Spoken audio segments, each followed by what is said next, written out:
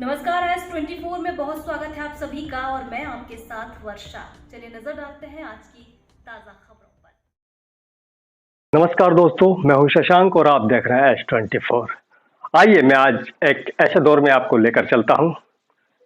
वो दौर था 1984, यानी कि 2 और 3 दिसंबर की रात भोपाल में एक बहुत बड़ी त्रासदी हुई थी, जहां एक ऐसी जहरीली गैस जिसने में लगभग 25,000 लोगों से ज्यादा लोगों की जान को ले लिया था और यह आंकड़ा बढ़कर अब तक 5,70,000 के आसपास हो चुका है।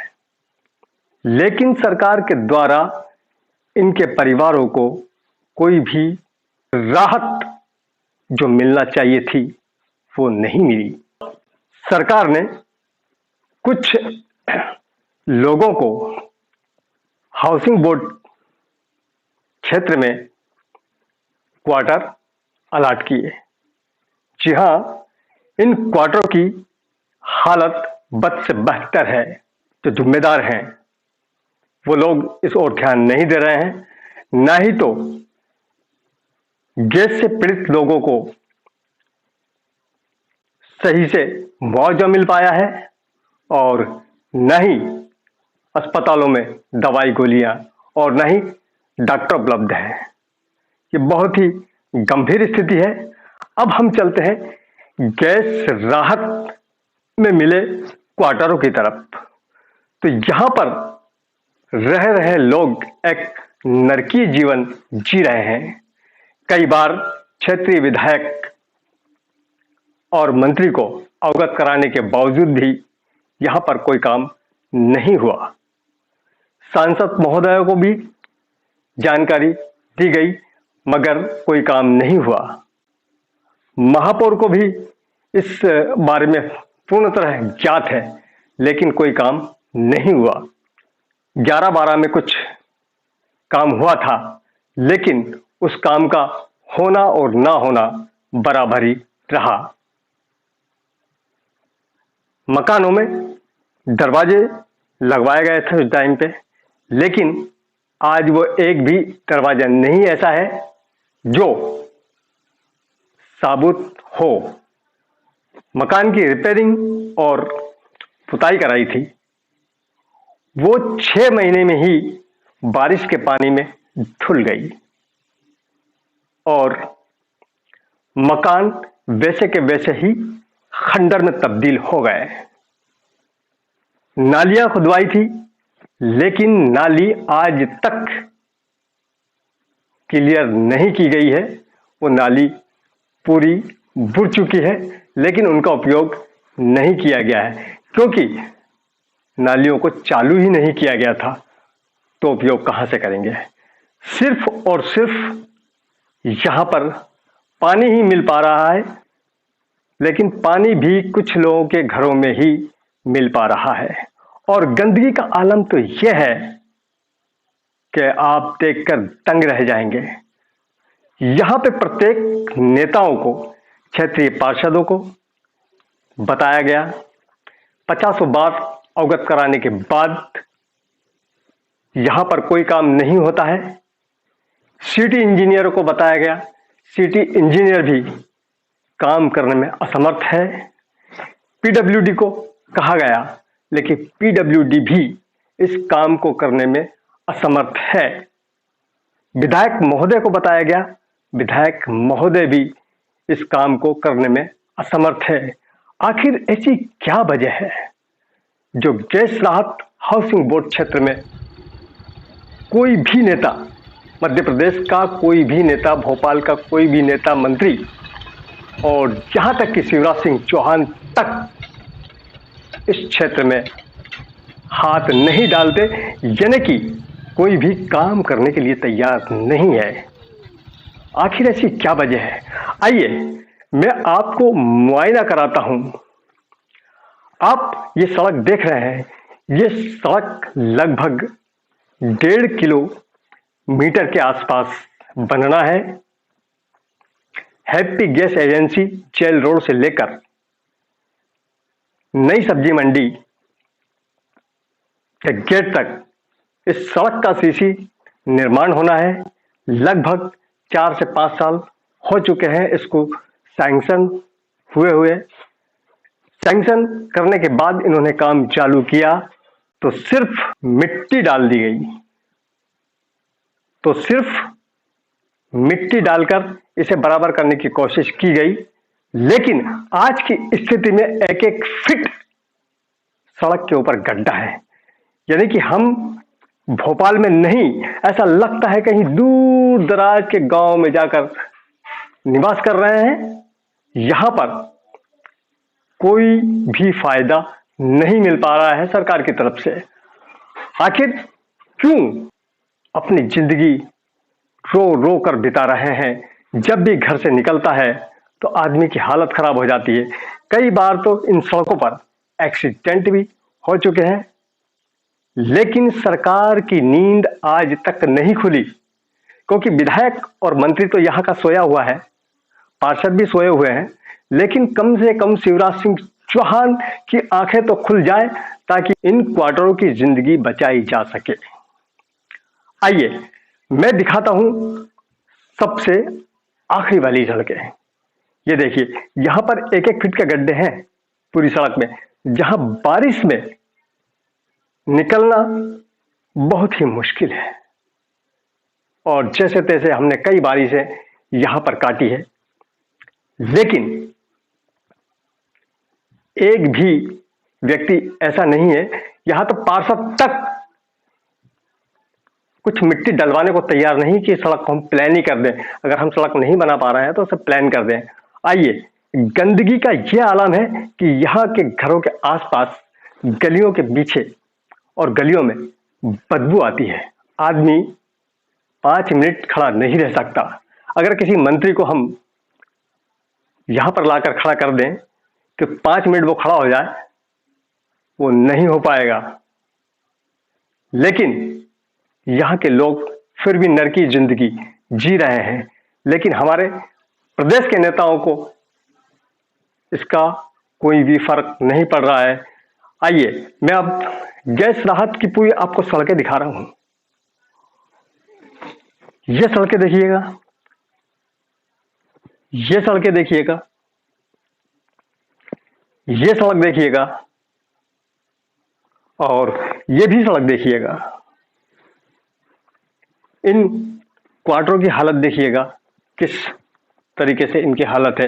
ये देखिए कितनी गंदगी रोड पर बह रही है। यानी कि सरकार का कोई भी नुमाइंदा काम करने के लिए तैयार नहीं है। अब इसकी क्या वजह है यह हम नहीं जानते हैं, लेकिन विश्वसनीय सूत्रों से प्राप्त हुआ है कि इस क्षेत्र के जो विधायक हैं वो यहां पर रुचि नहीं लेते हैं। और उनकी रुचि ना होना इस बात का सबूत है कि यहां पर किसी भी प्रकार का कोई काम नहीं होना। 2-2, 3-3 बार इस सड़क का भूमि पूजन कर चुके हैं, लेकिन भूमि पूजन ही किया है, काम नहीं किया है और ना काम करने की सोच रखते हैं। यानी कि हाउसिंग बोर्ड क्षेत्र पूरी तरीके से गांव में तब्दील हो चुका है, लेकिन हमारे क्षेत्रीय विधायक को इसकी कतई परवाह नहीं है। और अभी नई नई महापौर बनी है, उनको तो इस बात का पता भी नहीं है। और यदि पता भी हो जाएगा तो भी वो काम करने में सक्षम नहीं रहेंगी, क्योंकि उनके ऊपर बहुत बड़े मंत्री जी का हाथ है। अब चलते हैं क्षेत्रीय पार्षदों की बात करते हैं। तो क्षेत्रीय पार्षद भी यहां पर काम करवाने में सक्षम नहीं है, क्योंकि ऊपर से जब तक आदेश नहीं होगा तब तक ये लोग भी काम करवा नहीं सकते। पीडब्ल्यूडी के इंजीनियर के बस की बात भी नहीं है। हम कई बार गुहार उनके सामने भी लगा चुके हैं, वो भी इस काम को करने के लिए तैयार नहीं है। आखिर मध्य प्रदेश के सीएम शिवराज सिंह चौहान के राज्य में हम भोपाल वासियों को इतना परेशान क्यों होना पड़ रहा है। जहां देखो वहां पूरी सड़कें भोपाल की गड्ढों में तब्दील हो चुकी है। एक एक फीट के गड्ढे मिलेंगे हर एक सड़क पर। पूरी कॉलोनियों की हालत देखेंगे तो बद से बदतर है। मैं कुछ देर में पूरी कॉलोनियों की आपको हकीकत दिखाऊंगा कि वो क्या है। सीधे तौर से ये कहा जा सकता है कि यहाँ के मध्य प्रदेश के नेता, पार्षद, मंत्री कोई भी इस हाउसिंग बोर्ड क्षेत्र में इंटरेस्ट नहीं ले रहे हैं, जिसकी वजह से यहाँ के निवासियों को नरकी जिंदगी जीने के लिए मजबूर होना पड़ रहा है, क्योंकि लोगों के पास इतना पैसा नहीं है कि वो एक वीआईपी कॉलोनी में मकान लेकर रह सके और इस कॉलोनी को छोड़ दे, क्योंकि गरीब तबके के लोग यहाँ पर रहते हैं और उनके पास इतना बजट नहीं होता है कि वो मकान भी ले ले और अपने बच्चों को पाल सके। तो ये स्थिति है मध्य प्रदेश के दिल राजधानी भोपाल की। तो मैं ऐसे ही संवेदनशील मुद्दों को आप तक लेकर आता रहूंगा। तो आप हमारे चैनल को लाइक और सब्सक्राइब जरूर करें। और मैं चैनल के माध्यम से मुख्यमंत्री जी को कहना चाहता हूं कि मुख्यमंत्री जी, आपके राज्य में आपके लोग आखिर इस तरह नरकी जीवन क्यों जी रहे हैं। इसके तारीफ में दो लफ्ज कहेंगे इन क्वार्टरों की तारीफ में। कैसा विभाग ने इन क्वार्टरों को गैस पीड़ित लोगों को दिया था और अब इसकी क्या स्थिति है? इसकी स्थिति तो ऐसी है कि जैसे एक नर्क में आदमी जीता है। और भारत सरकार ने 1984 में जो गैस निकली थी और जो गैस पीड़ितों को जो बना के दिए थे क्वार्टर, उस ज़माने में जब ये क्वार्टर बने थे तो इनकी जो देख रेख और जो कंडीशन थी बहुत अच्छी थी। और पिछले 15 से 20 साल में इनकी देख रेख और उनकी कंडीशन ऐसी है कि कोई अच्छा आदमी यहाँ पर रहवास नहीं कर पाएगा। जो भी लोग यहाँ रह रहे हैं बेचारे किसी न किसी मजबूरी के कारण रह रहे हैं, क्योंकि वो गरीब लोग हैं, उनके पास इतना पैसा नहीं है कि वो कहीं दूसरी जगह अपना आवास बना लें।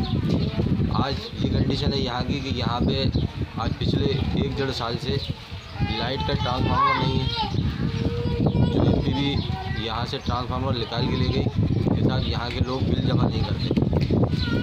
जबकि भारत सरकार ने उस ज़माने में जो क्वार्टर आवास किए थे, आवंटन किए थे, तो उस ज़माने में इनके लिए मात्र 80 रुपये का बिल घोषित किया था, जिनके आज बिल किसी के 20,000, किसी के 25,000, किसी के 50,000 ये मध्य प्रदेश गवर्नमेंट ने कर दिए।